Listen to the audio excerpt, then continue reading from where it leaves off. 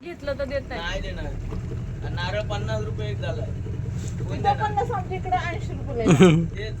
आता कोण देणार सांगा मला. खूप जास्त लावले ना. नारळ म्हणजे सोनं झालेलं आहे सध्या. नारळ चांगलं राहते ना. आणि झाडाचं नाही म्हणजे दुसरं आपण ही चांगलं शेती आहे का त्यांची नारळाची सेपरेट?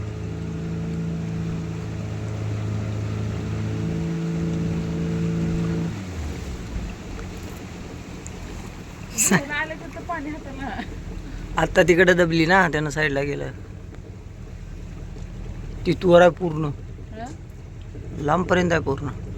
सेम सेम केरळ सारखं आहे.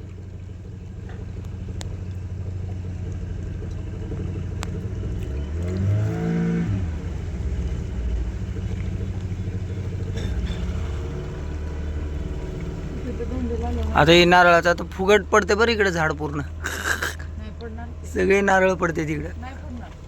किती झुकले त्यानं. मुळा कडक राहतात ना त्याच्या.